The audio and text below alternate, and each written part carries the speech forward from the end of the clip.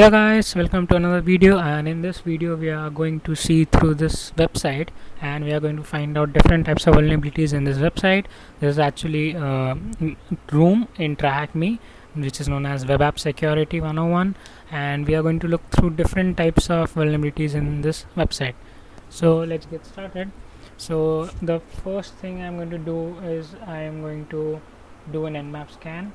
So Nmap and then the IP address of this machine. So till the time that Nmap scan is running, we'll have all the results via Nmap, and we will also do an OWASP Zap scan, which we are going to use, which is also an automated scanner for finding vulnerabilities and all, so that it can help in enumerating stuff. Okay, so let me put in this IP address and the tag as well. Nope. Sorry for the spam, guys. Okay, let me copy the website link and let me paste it here, and let me start the attack. Even if you're not doing this, even if you're new to Zap, you can just leave this. It's just for the few questions in the start. So what version of Apache is being used? So I hope my Nmap scan is done. Okay, so these are the results of Nmap scan, and these three bots are running right now, but I still don't know which version of Apache is being used. So now I'm going to use -sv to know the version number above these services which are running, so that like now I can answer these questions. Okay, so this is our Zap scan. Let me see the output. So if we'll check in any one of these alert, you will see the headers of the requests which are going, and it clearly says that this is Apache and the version is 2.4.7. so this is the version of Apache, and which language was used to create this website, you can see over here, PHP, and the version is 5.5.9. so PHP and 5.5.9. so this is something which OWASP Zap helped us, which was not available in here. Over here we indeed got the version number of Apache, which was actually useful. Okay, so now let me close OWASP Zap. Okay, so OWASP Zap is done. Okay, now let's actually go and sign in as a user. So on this website you have like an create an account place where you can create an account, and it also gives us this admin option. So let me click on this admin and let me go to the admin menu. So this is the admin area where only the admin can sign in. So it tells us what is the admin username. So what could be the worst username? I'll just going to try admin, and also the password I'm going to try admin. Now this thing where I know that the username and password is admin is like a simple guess. So this is a vulnerability of having weak passwords where I was able to guess the username and the password. So this actually is a brute force attack. One should actually try different types of usernames and different types of passwords, but just because for the sake of simplicity it has been done like that. And what is the name of the cookie which can be manipulated? Okay, so when we sign in, let's sign in again, and let me check the inspect element. So in this inspect element I'm going to go to network, and let me reload this. Now you will see the request which requested this page, and the cookie menu you see two cookies. One is just the session ID and one is this session. So I think this session is the one which we can manipulate. So session. So that the reason why it's session is because I think session 4 belongs to admin maybe, or some session. By changing the session, either I can be admin, either I can be a normal user. So that's why that can be used. Okay, now let's get back to the plain or simple website, and they're also telling us what is the username of a logged on user. Okay, so this is a website which allows you to see pictures You can upload a picture after signing in, and you can write some comments. Okay, so let me see some of the pictures. Okay, it's telling me to log in. Okay, so let me create an account. Let me keep the name as y.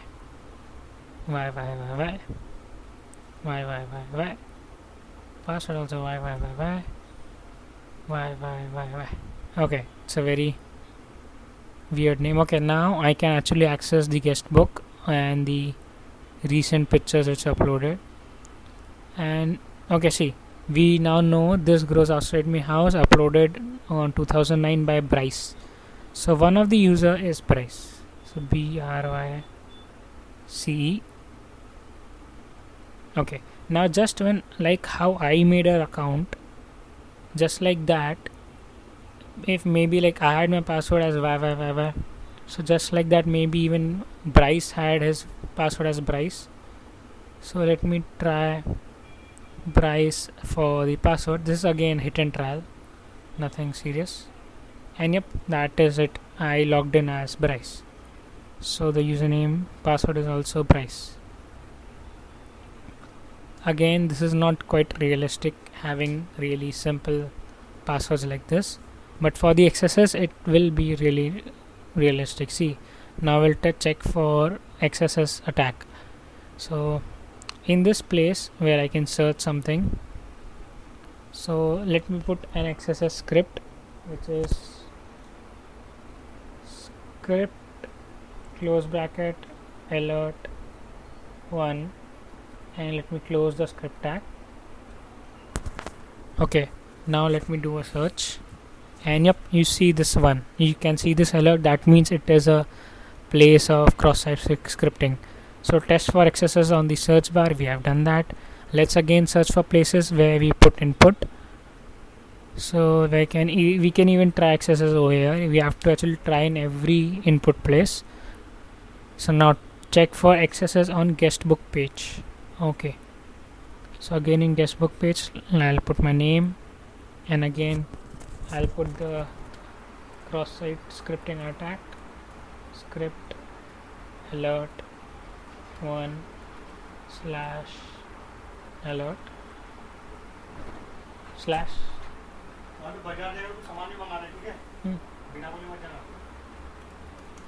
slash script, and let me submit this, and you see a cross-site scripting over here again. Now again let's try at the third place, test for XSS behind the flash form of home page. So in the home page, where should we go? Let me log out first, and over here you can see another page, like another field.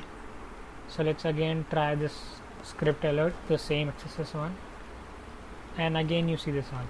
So all of these three places were vulnerable to cross-site scripting.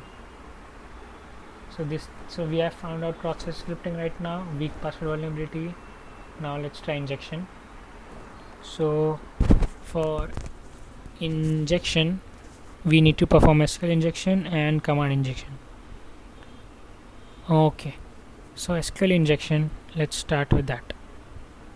So let's register with a new name, and my username will be space or 1 equal to 1 dash dash. Let me keep my username as like this. Again let me repeat that username, and I'll copy and paste this username in every field. Now when I'll create an account, and it will give, it has a menu like who's got a similar name to you.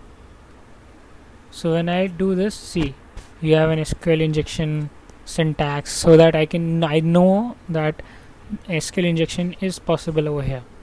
So there are chances where SQL injection can occur. So the best part over here is when I'll do is who got a similar name with you, it shows that it's a MySQL server.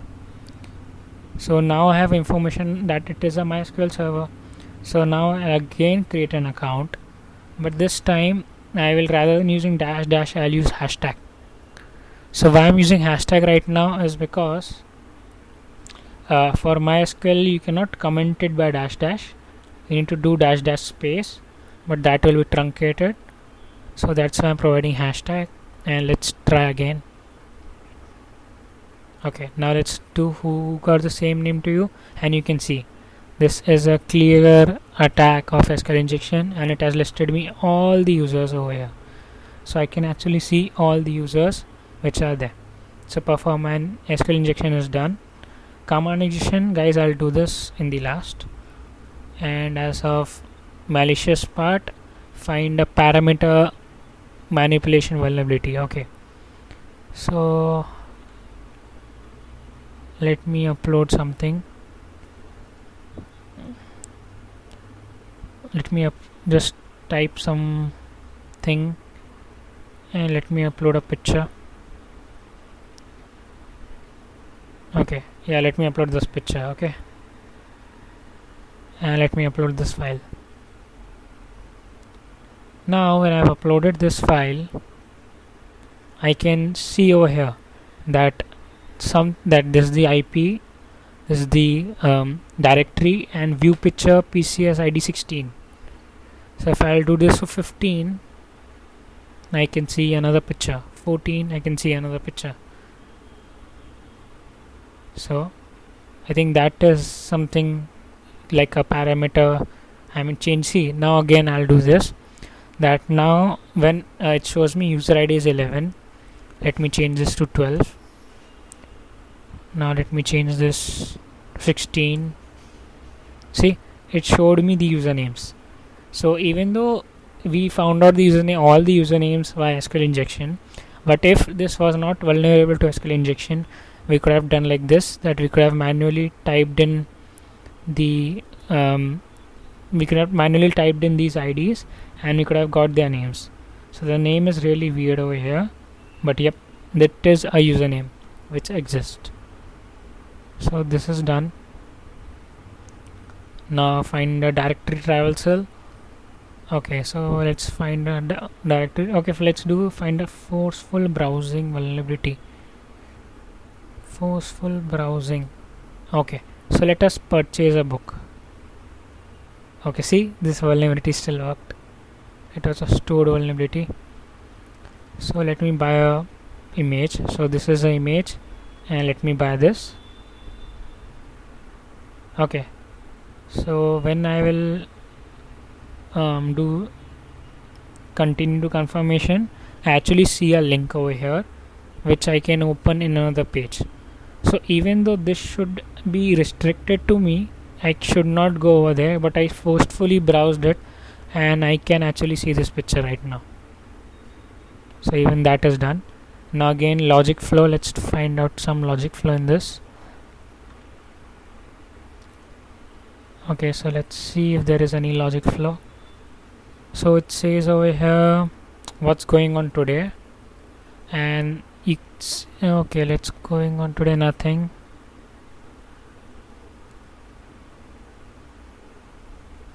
Okay, so on 16th October, if I'll use this code, I will get 10% off. Okay, so let me copy the code.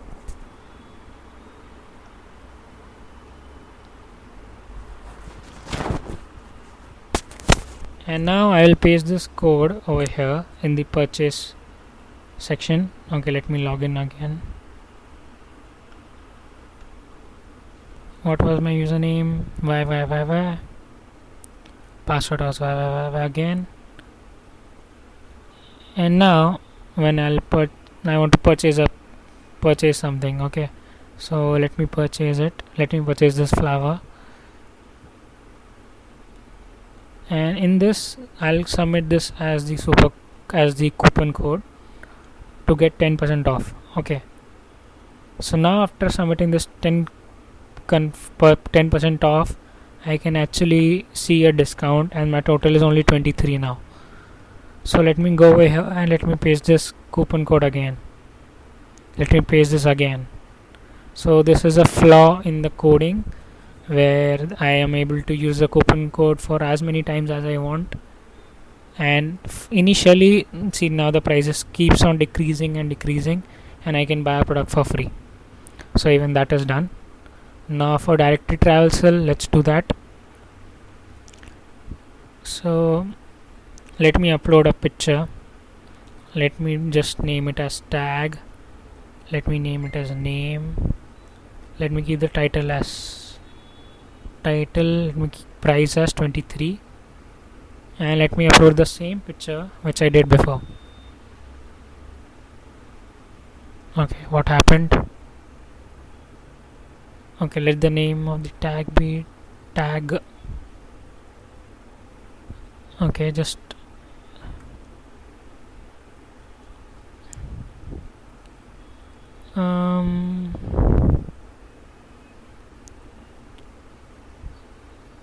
okay, so now let me upload this file, and this file has been uploaded, and let me see this image. Okay, so one thing if you might have noticed over here is that the location where the file is going is in uploads. Tag is the name of the tag which I entered, then b name was the name I gave it. So for example, now if I want to replace this whole page, in the tag menu I'll put it as dash pictures and during the directory traversal, because rather than tag over here it will be replaced by this pictures. And for file name I will keep it uploads.php, as I totally want to ruin their page and this will totally destroy their page. And for the title, let's just keep it upload prices, anything you can put, and let me browse this image and let me upload this. See, you can see there was a conflict where this was the already available one and this is my one. So even though they have patched it, but still this is a vulnerability. This was kind of a vulnerability when I could have totally replaced this uploads page if that could have taken over. So they didn't build that conflict part, but at least we were able to come up with that conflict place. See, we came to this conflict page, so that's quite nice. Okay, so now again all of that is done, so we are just left with one thing, which was this injection attack, and check for command injection. So in this command injection we are going to totally like break their server. So now I'm going to log in and I'm going to register, and I'm going to check for a password strength, which is a function they have defined. So let me type ABC and let me check that, and it says that this is a bad password. It's a easy password just because this was available in this directory over here. So they are just using a grep command from their own like server. They are not doing anything else. They are actually putting in that whatever word I put, and they are using it in their own server. So I can actually break this command. So grep whatever I type in, and then it will be compared with this. So I'll break it with ABC, then I'll put a semicolon, then I'll type ls, and I'll type a semicolon. So let me show you what I have typed.